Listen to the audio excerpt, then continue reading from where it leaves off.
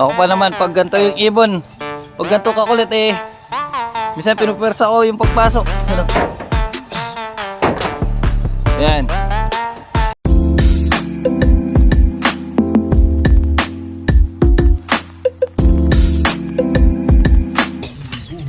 At ayan, so magandang umaga po sa inyo lahat. Ayan, so heto yung ating mga young bird. Ayan.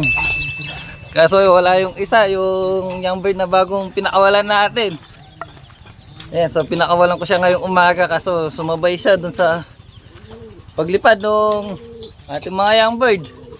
Ayan, hanggang ngayon eh wala pa. So hindi natin alam kung yan siya dumapo.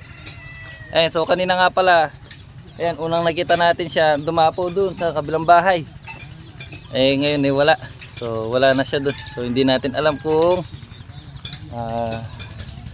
lumayo ba or nandito lang siya sa may tabi-tabi or baka hindi lang natin siya nakikita. Eh, so sinubukan natin siya pakawalan ngayong umaga para tignan sana kung lalayo siya. Kaso ayun, lumayo nga. Ayan, alas 8 mahigit na. So mag 8:30 na ng umaga. Ayan, so wala pa siya hanggang ngayon. Ayan, so gagawin ko, pakakainin ko na yung ating mga ibon. Ayan, so hintayin na lang natin ulit siya hanggang mamaya hapon. Ayan, so tingnan natin kung makakabalik pa siya. Ayan, so magpapakain na tayo dahil ayan, so mamaya pagkatapos natin magpakain ay ipapadoktor natin yung ating service. Ayan, so nasira yung kanyang gulong. Ayan, so papapalit natin yung kanyang mga rayos dahil ayun, naputol. At ayan, so nakita ko na yung isang young bird natin. Ayan, so heto, yun, kasama na nung ating mga young bird. So nagpapakain ako kaso yun, rumonda yung ating mga young bird. Ayan, so mukhang heto na. Heto na yung isang young bird natin. Saan na? Yun, so may dumapo na isa dito. Yan. Ayun, so heto. Ayun, oh, yun. Ayun yung isang young bird natin. Ayun, dumapo pa dun sa may... Ayan. Ayun, so nakabalik yung isang young bird natin. Ayun, oh. Yan, so heto. Yan, so kala ko eh mawawala na siya. Yan, so heto. Yan, oh, galing. Galing, so nakabalik siya. So hindi natin alam kung saan siya nanggaling dahil ayun, so nanggaling siya dun. Yan, so ngayon ito na. Ayan, so ngayon ipapapasukin na natin. Yung ba yan? So kumakain na.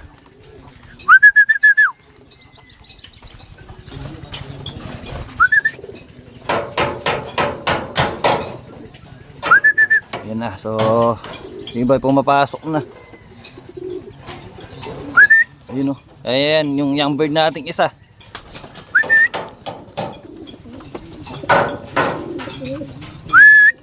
Ayan, so medyo makulit pa to kapag pinapapasok. Kaya ayan, medyo natatagalan tayo sa pag-stick sa kanya. Ayan, oh. Ayan siya, oh.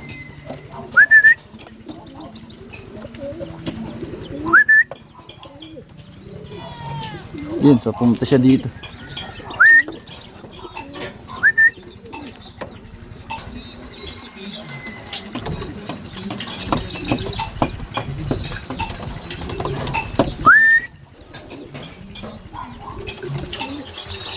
Yun, so pumunta ulit siya dito sa bubungan.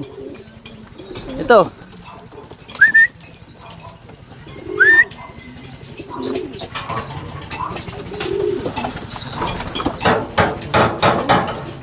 Yan, so pumasok na lahat nung kanyang mga kasama eh. Siya na lang yung nandito sa labas. Saan na?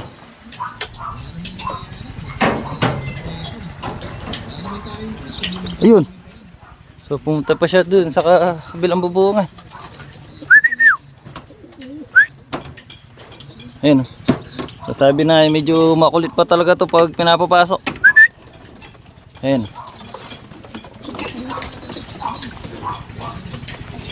Ayan. Pasok, pasok. Pasok. Ay, nabilad na tayo sa araw bago natin siya napapasok. Ay!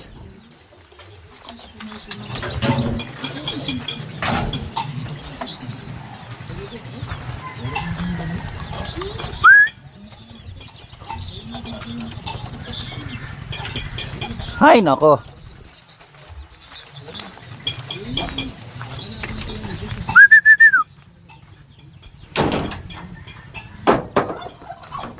Ako pa naman, pag ganito yung ibon, pag ganito kakulit eh, minsan pinupersa ko yung pagpasok. Yan o.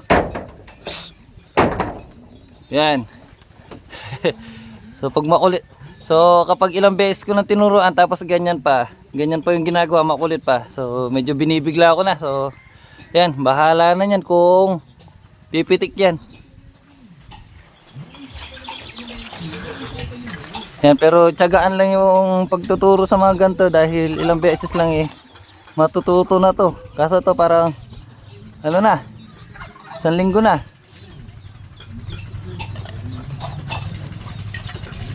Ayun, pupunta pa dito sa bubungan. Yun, pumitik.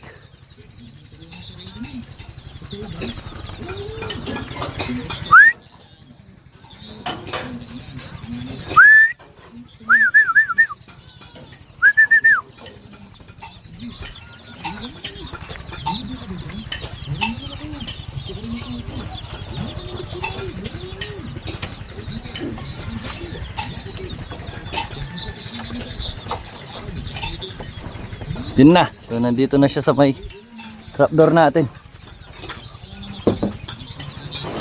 Ayan. So yan na. Na-trap na natin siya dito sa trapdoor natin. Ayun o. Yan. So haya na lang natin siya dyan. So ngayon ipapunta na tayo kung saan natin ipapagawa yung ating service. Ayan na. So nagbabiyahin na nga tayo. Yan, dito pa lang tayo sa may kita. So magpapagawa tayo dun sa may palengke. Ayan, so ipapagawa natin yung ating service sa may palengke. At ayan, so ngayon nandito na tayo kung saan tayo magpapagawa. Ayan, so mukhang marami silang ginagawa. Ayan. So ang ipapagawa nga pala natin, ayan, so ipapapalit natin yung rim nung gulong natin dito. Ayan, dahil ayun, ang dami ng putol. Yan, ngayon papasok na tayo para itanong kung pang ilan tayo.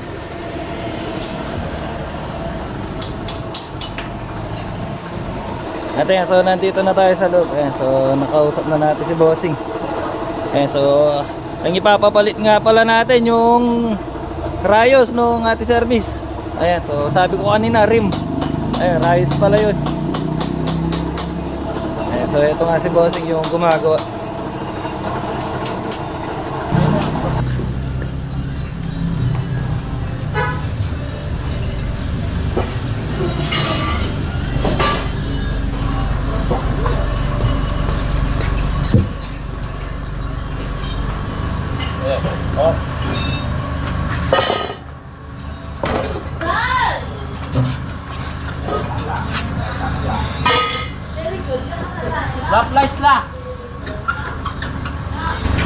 Ayan, so babaklasin na yung gulong natin. Ayan.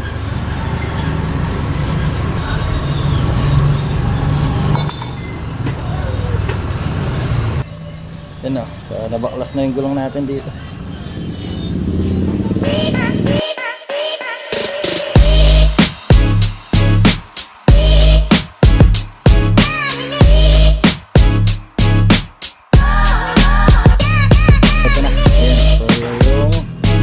Natin na yung nakasarang dito.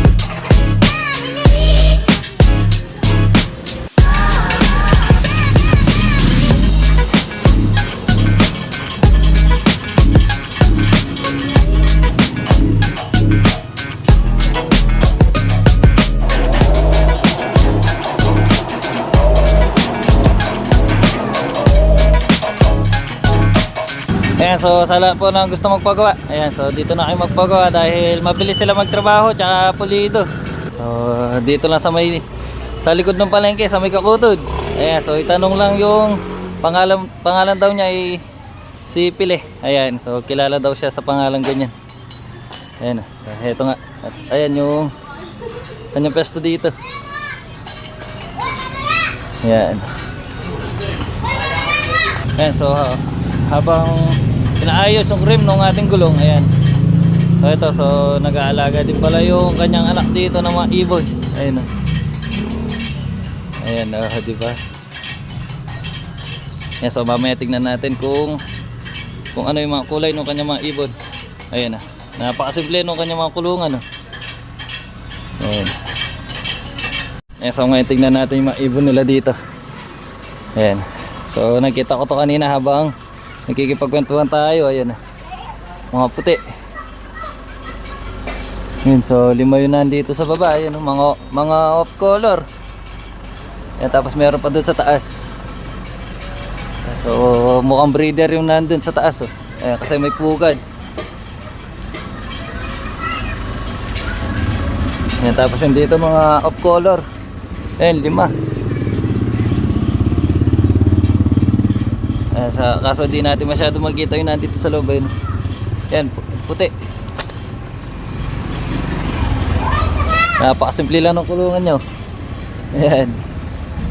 Ayan, so isasalpak na yung ating gulong. Ayan, natapos na, ang bilis lang.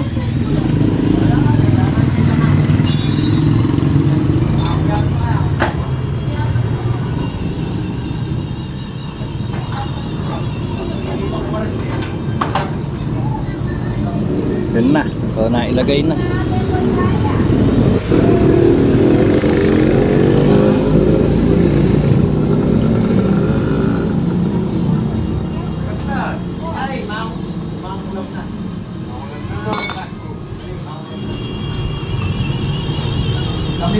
Yun.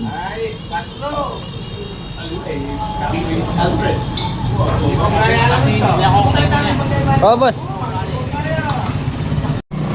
Ayan, so natapos na yung ating gulong. Ayan, tingnan nyo na yung pagkagawa. Ayan, so ito nga sila, bossing. Boss, thank you. Oh, boss, thank you. Ayan, so dito nga tayo nagpagawa ulit kila bossing. Ayan, sa may kakutod sa likod ng palengke. Ayan, so shoutout kila bossing. So maraming salamat. Ayan, so bago nga pala tayo umuwi ay dadaan muna tayo dito sa bilihan ng gamot. Ayan. So may pinapabili si tatay gamot dun sa mga tanim nating mga talong. Ayan o. Ayan, so punta muna tayo ng palengke. Ayan, so nandito na tayo. Pwedeng mag-video boss. Ayan na, so bibili muna tayo ng gamot. Pasinik. Ayan, so nakabili na tayo. So ngayon uuwi na tayo dahil susunduin pa natin si Mrs. sa may bandang Apalit. Ayan, kaya medyo nagmamadali tayo. Ayan, so tara. At ayan, so nakauwi na tayo. Ayan, so pahinga lang tayo ng konti at maya maya ay susunduin na natin si Mrs. Ayan, hindi ko pa alam kung saan ko siya susunduin. Ayan, so hintayin ko lang yung kanya mensahe kung saan ko siya susunduin. Ayan. So heto nga pala yung pinagawa natin. Kanina. Oh, di ba? Ang ganda. Tapos ginawan pa tayo ng lock. Ayan, ang ganda, ayos ah. Ayan, so thank you po. Ayan. So thank you po sa magandang paggawa nitong ating gulong. Ayan, so hindi na tayo masyadong nag-aalala sa ating service kapag lumalayo. Ayan.